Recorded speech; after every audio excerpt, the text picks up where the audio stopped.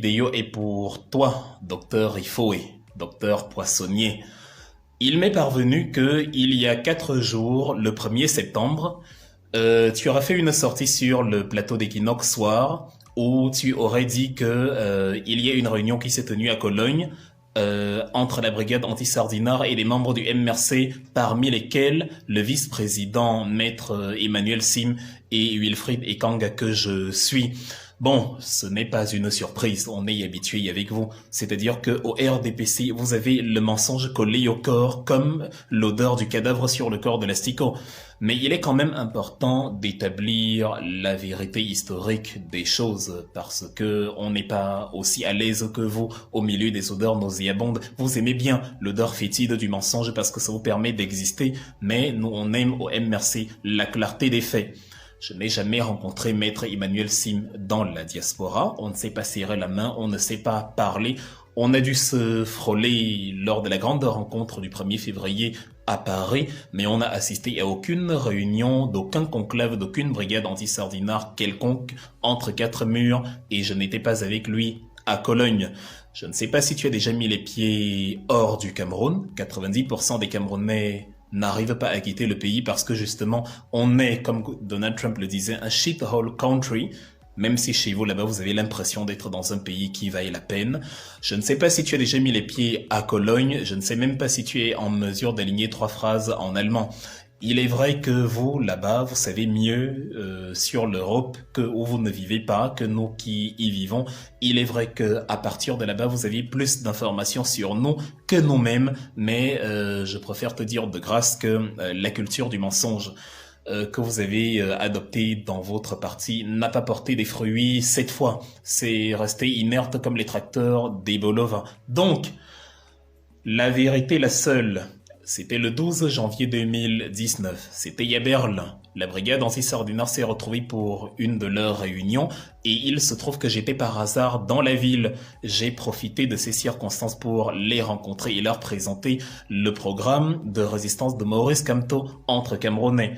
C'était avant que vous ne tiriez sur des femmes à Douala le 26 janvier 2019 et que, en guise de réaction, ces gens-là ne décident d'aller prendre d'assaut les ambassades. Et comme vous avez vampirisé toute une nation, vous avez mis dans la tête de vos compatriotes que tirer sur des femmes était moins grave que prendre d'assaut de simples bâtiments que vous appelez institutions alors que vous êtes incapable de les entretenir et que vous facturez les demi-photos 300 fois plus cher que leur prix normal.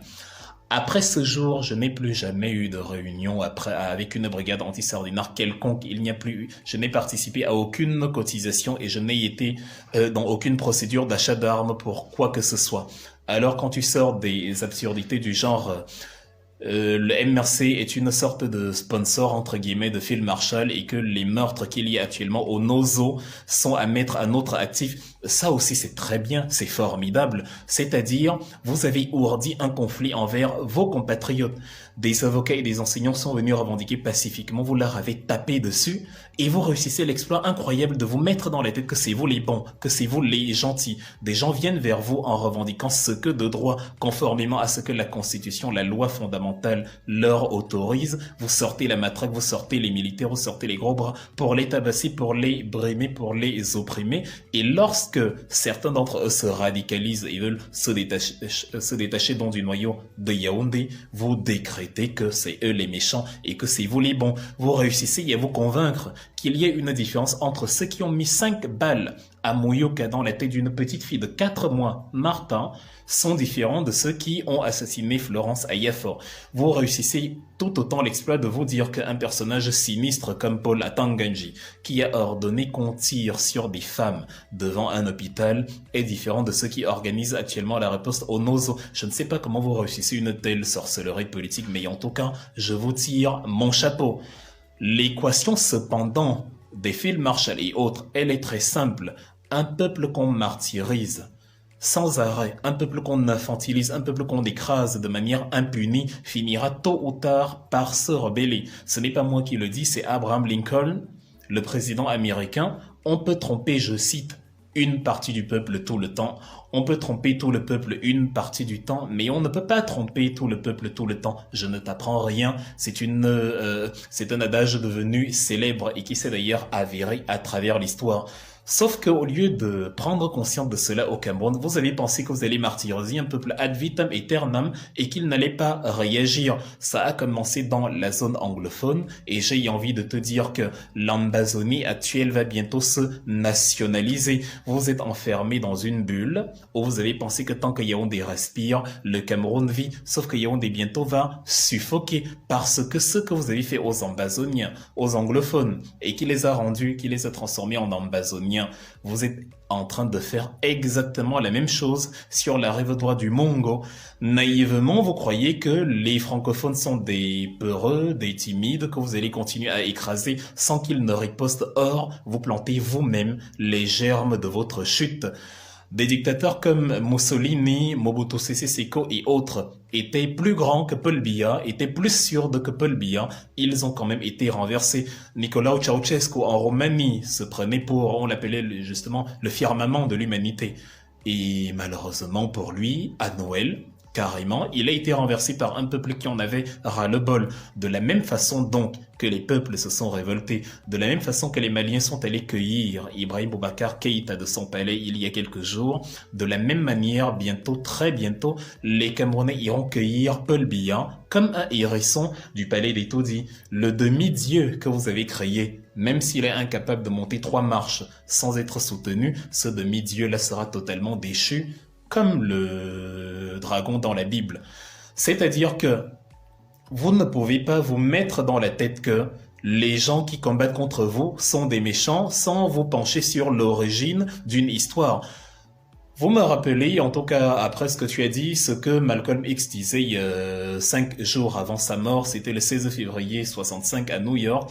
Il parlait de la communauté blanche qui écrasait les Noirs. Il disait: ils nous accusent de ce dont ils sont coupables, c'est cela être un criminel.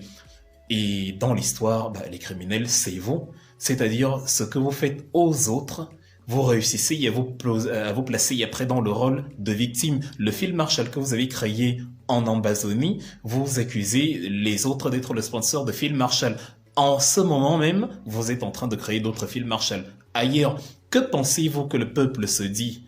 Que croyez-vous que le peuple pense de vous quand il vous voit emprisonner un petit garçon de 18 ans alors que les principaux tricheurs pour l'histoire de l'office du baccalauréat sont à Yaoundé, assis avec vous? Que pensez-vous que le peuple se dit quand vous prenez une femme de ménage, vous l'incarcérez pendant 9 mois, quand vous prenez un Wilfred Sioé qui est venu en visite privée pour sa famille, vous l'incarcérez, vous le condamnez il y a 3 ans, quand vous brisez le bras de Mamadou Mota, quand vous ouvrez justement le crâne de ce Sioé, quand vous faites perdre ses 2 jambes à coups de torture à Ibrahim Bello, quand vous faites perdre son bébé à Astouchou, quand vous tirez sur Michel Ndoki, quand vous molestez Rosange Djimeni, qu'est-ce que vous croyez? Ce sont les germes de l'Ambazonie. En fait, la surprise, c'est que le peuple camerounais tout entier ne se soit pas encore radicalisé. Mais de toute façon, rassure-toi très cher frère, le vin est tiré, il ne reste plus qu'à être bu. Vous avez répandu la poudre partout, il ne reste plus que le départ de flammes. Et contrairement à ce que vous croyez, le peuple connaît ses bourreaux. Le peuple ne se livrera pas de manière arbitraire à un autre geyser comme le geyser de sang que vous avez créé au Nozo. Le peuple foncera droit vers Paul Biya et ira le cueillir comme le hérisson qu'il est. C'est aussi simple que ça. Ça fait partie de l'histoire des nations, ça fait partie de l'histoire intégrante des peuples. C'est inéluctable, c'est inévitable. Et vous êtes même d'ailleurs inconsciemment tout aussi convaincu que non, puisque vous gesticulez, vous vous agitez derrière un parti dont on dit qu'il est politiquement mort. Il faut être totalement irrationnel pour poursuivre un parti dont on dit qu'il n'a aucune base politique significative. Mais comme la rationalité, le culte de l'illogisme et le paranormal fait justement partie de votre mode de vie, ce n'est pas une surprise, en tout cas en ce qui me concerne quand je regarde ce type d'agitation. Maintenant, ce que je viens d'établir concernant la brigade anti-sardinard, Emmanuel Sim, etc. est la seule et unique vérité, loin des inepties que tu es allé débiter il y a 4 jours sur le plateau d'Equinox.